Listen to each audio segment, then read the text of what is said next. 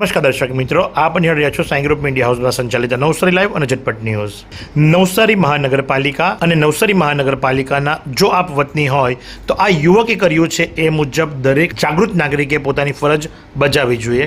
આ યુવકને સલામ છે. એક યુવક કે જે રોજ નવસારી રેલવે સ્ટેશન પરથી પોતાના પરિવારના ભરણ પોષણ માટે અપડાઉન કરે છે, એણે નવસારી નગરીને પોતાની નગરી સમજી છે અને માટે જ કરી અને એણે આ વિડીયો બનાવ્યા છે. આ વ્યક્તિ કે જ્યારે 28/3/2026ના રોજ નવસારી મહાનગરપાલિકા દ્વારા નવસારીના રેલવે સ્ટેશન પાસે રસ્તો પહોળો કરી ડિવાઈડર બનાવી અને ડિવાઈડરની અંદર જે નાના છોડો વાવવામાં આવ્યા હતા એની તારીફ કરી રહ્યો હતો અને એ જ વખતે એણે ચિંતા પણ દર્શાવી હતી કે એની માવજત થવી જોઈએ.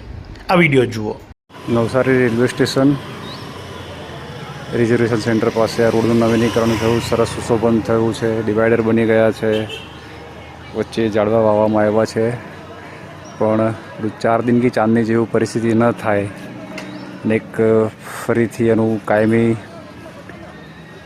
રાખરખાવ થાય એ આશયથી આ એક વિડીયો બનાવ્યો છે. હવે ઝાડવા જે સરસ રોપાયા છે, આટલું સારું કામ થયું છે તો એને રેગ્યુલરલી પાણી મળી રહે અને સારા પાંગરે અને ઉછરે, આપણે એ આશાથી કમ્પ્લેન ઇન્ટેન્સ કરતાં પણ વધારે આપણે કે એની જાળવણી પાછું પણ ધ્યાન આપવું જરૂરી છે.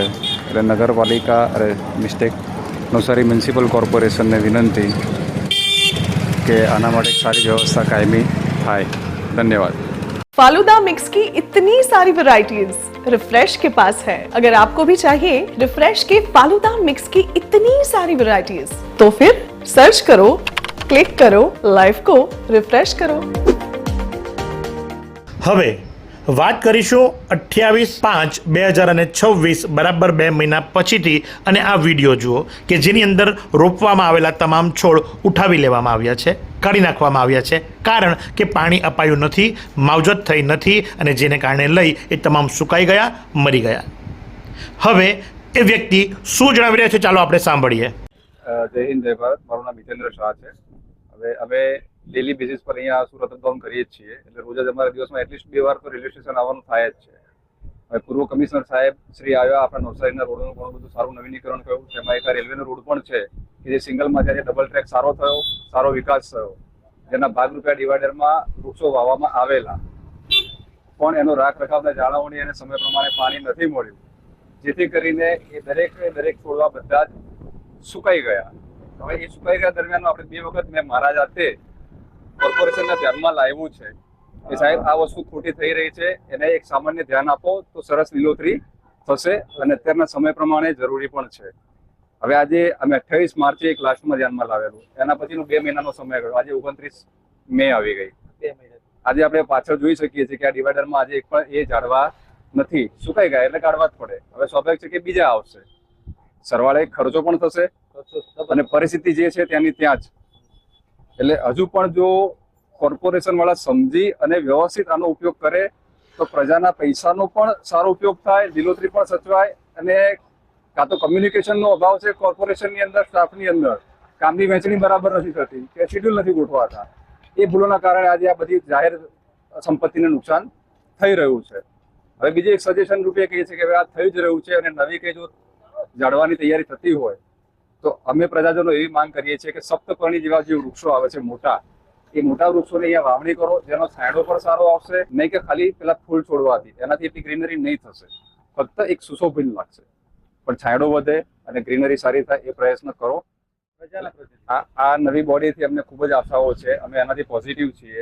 આ જે પણ છે કદાચ આ હું પ્રીવિયસની વાત કરું છું સમયની, આ હું કમ્પ્લેનના આશયથી નથી કહેતો. નવસારી એક આપણું નાનું શહેર સરસ છે, આપણે જો હળી મળીને એકબીજાને સમજીને ક્યાંક જો ભૂલ થાય છે તો ભૂલને ત્યાં તાત્કાલિક સુધારી અને બેટર કરવાનો પ્રયત્ન છે. આપણે કમ્પ્લેન શબ્દ વાપરવો જ નથી. બરાબર છે, આપણે કમ્પ્લેન શું કરવા કરવી છે?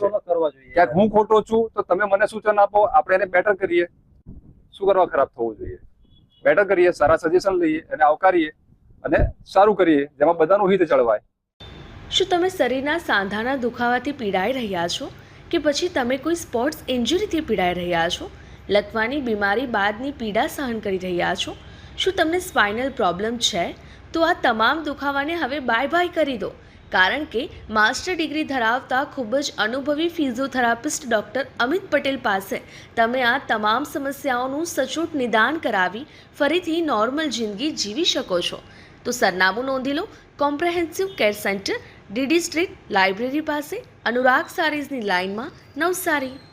તો જે પ્રમાણે આ વ્યક્તિ નવસારી મહાનગરપાલિકાના સત્તાધીશોને પોતાની વાત કરી રહ્યો છે, કારણ કે નવસારી આપણું શહેર છે, એના વિકાસની અંદર આપણે પણ એટલો જ ટેકો આપવાની જરૂર છે.